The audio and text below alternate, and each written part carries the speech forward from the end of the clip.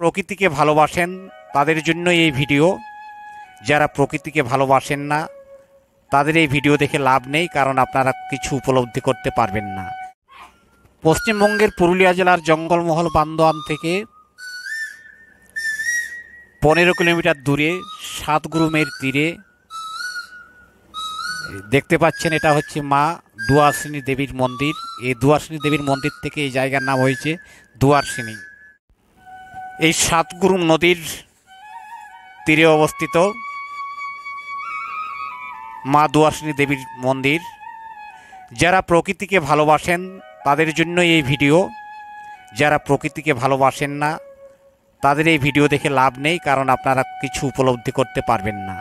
যারা প্রকৃতি প্রেমিক তারা ভিডিওটা সম্পূর্ণ দেখবেন, স্কিপ করবেন না, মনে আনন্দ আসবে, প্রকৃতির মধ্যে আপনি একাত্ম হয়ে যাবেন। 7টি পাহাড়ি ঝর্ণার মিলিত প্রবাহ, তাই এই নদীর নাম সাতগুরুম। এই সাতগুরুম সুবর্ণরেখাতে গিয়ে মিশেছে, পাষাণের উপর দিয়ে বয়ে চলেছে। পাষাণ গলছে কিনা জানি না, কিন্তু এই ঝর্ণার স্রোত, এই সাতগুরুমের স্রোত আপনার হৃদয়কে গলিয়ে দেবে, 100% জোর দিয়ে বলে দিতে পারি। তাই আপনারা দুয়ার্সিনী আসবেন। চলুন এই সাতগুরুমের আওয়াজটা একবার শুনুন।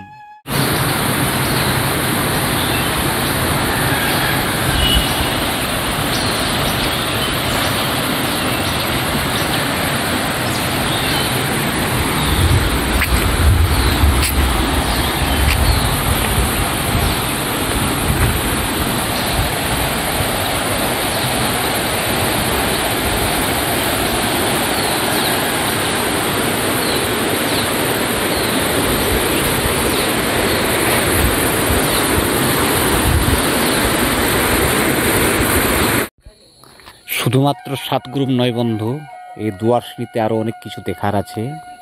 এই দুয়ার্সিনীতে রয়েছে অসংখ্য পাহাড় রাশির মালা। মনে হবে যেন আপনি ডুয়ার্সের কোনো শৈলশিরায় রয়েছেন।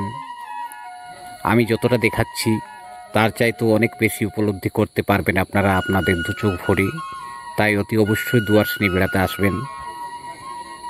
এই যে নদীটা দেখতে পাচ্ছেন, এই সাতগুরুম নদী, এটা শরৎকালের রূপ। বর্ষাকালে এর রূপ ভয়ঙ্কর হয়ে ওঠে। বর্ষাকালে ভুল করেও এই নদীতে কেউ নামবেন না, কারণ এই স্রোতের বেগ তীব্র মাত্রায় থাকে। চলুন এই দুয়ার্সিনীর জঙ্গল দেখা যাক, পাহাড় দেখা যাক। দেখতে পাচ্ছেন, এটা হচ্ছে সেই দুয়ার্সিনীর জঙ্গল। চারিদিকে রয়েছে অসংখ্য শাল, মহুয়া, পলাশ, পিয়াল, জাম, বহেড়া, হরিতকি, আরও বিভিন্ন ধরনের গাছগাছালির সমাহার। রয়েছে বিভিন্ন ধরনের গুল্মজাতীয় উদ্ভিদ। এই জঙ্গলে যখন তখন আপনারা হাতির দেখা পেতে পারেন। সামনেই রয়েছে দলমা পাহাড়। সেই দলমা পাহাড় থেকে হাতির দল এই দুয়ার্সিনীর জঙ্গলে প্রায়ই বিচরণ করে। এছাড়া বেশ কয়েকটি রেসিডেন্টাল হাতি এই দুয়ার্সিনীর জঙ্গলে 12 মাস বিচরণ করে। আঁকাবাঁকা রাস্তা, কোথাও চড়ায় কোথাও উতরায়, দুপাশে পাহাড়, সবুজ বনানী ঘন অরণ্য, আর তার পাশ দিয়ে, তার মাঝখান দিয়ে এই কালো পিচের রাস্তা চলে গেছে ঝাড়খণ্ডের দিকে। এই দুয়ার্সিনী বিভিন্ন ঋতুতে বিভিন্নভাবে সেজে ওঠে। এই দুয়ার্সিনীর গ্রীষ্মকালে হয় এক রূপ, বর্ষাকালে আরেক রূপ, আর এখন যে রূপ দেখছেন এটা হচ্ছে শরৎকালের রূপ। বিভিন্ন ঋতুতে এই দুয়ার্সিনী বিভিন্ন সাজে সজ্জিত হয়ে প্রতীক্ষা করতে থাকে পর্যটকদের। ব্যস্ত শহরের কোলাহল জীবন থেকে আপনারা যদি নির্জনে থাকতে চান তাহলে চলে আসুন এই দুয়ার্সিনীতে। এই দুয়ার্সিনীর নির্জনতাকে আপনারা উপভোগ করুন। এই দুয়ারসিনীর সবুজ প্রকৃতি, এই দুয়ারসিনীর বিভিন্ন পাখালির কলতান আপনাদের হৃদয়ে এক অনন্য অনুভূতি এনে দেবে। তাই আর দেরি নয় বন্ধু, দুর্গাপূজা তো এসে গেছে, আর হাতে গোনা মাত্র কয়েকটা দিন। এই দুর্গাপুজোর ছুটিতে আপনারা চলে আসুন এই দুয়ারসিনীতে। এখানকার প্রকৃতির রূপ, রস, গন্ধ আপনারা আপনাদের পঞ্চ ইন্দ্রিয়ের সাহায্যে অনুভব করে যান।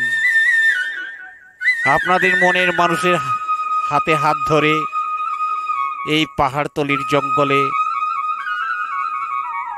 এই জঙ্গলি পথে গল্প করতে করতে হারিয়ে যান কল্পনার রাজ্যে। না বলা কথাগুলো সব মনের মানুষের সাথে শেয়ার করতে করতে এই প্রকৃতির সাথে আপনারা বিলীন হয়ে যান এক অনন্য অনুভূতিতে। দেখতে পাচ্ছেন পাহাড়তলি, পাহাড়তলির নিচে গ্রাম। এই গ্রামটা সাধারণত আদিবাসী সাঁওতাল ভাই বন্ধুদের গ্রাম, এবং পাহাড়ের নিচে, পাহাড়ের ঢালে রয়েছে সবুজ ধানের মাঠ। যেদিকে তাকাবেন শুধু সবুজ আর সবুজ, চারিদিকে শুধু অগণিত পাহাড়, আর এই পাহাড়ের ঢালে রয়েছে সবুজ ধানের মাঠ। এই সকল দৃশ্য দেখতে দেখতে, প্রকৃতির রূপ, রস, গন্ধ অনুভব করতে করতে কিভাবে যে আপনাদের সময় অতিবাহিত হয়ে যাবে আপনারা বুঝতে পারবেন না। আপনারা যদি দার্জিলিংয়ের স্বাদ অনুভব করতে চান, চলে আসুন দুয়ারসিনী। যদি উত্তরাখণ্ডের স্বাদ অনুভব করতে চান, চলে আসুন দুয়ারসিনী। আমি ভিডিওতে যতখানি দেখাচ্ছি তার চাইতে 1000 গুণ বেশি দেখার আছে দুয়ারসিনীতে। আপনারা নিজের চোখে এসে দেখে যাবেন, কারণ ভিডিওতে সব কিছু দেখানো সম্ভব নয়। তাই দুয়ারসিনীতে আপনাদের স্বাগত জানাই। দুয়ারসিনী এলে আপনারা দুয়ারসিনীর এই সানরাইজ পয়েন্ট দেখতে ভুল করবেন না। অতি অবশ্যই আপনারা এই দুয়ারসিনীর সানরাইজ পয়েন্টটা ঘুরে যাবেন। দুয়ারসিনীতে সকলকে স্বাগত জানাচ্ছি। চলে আসুন এই পুজোর ছুটিতে দুয়ারসিনীতে।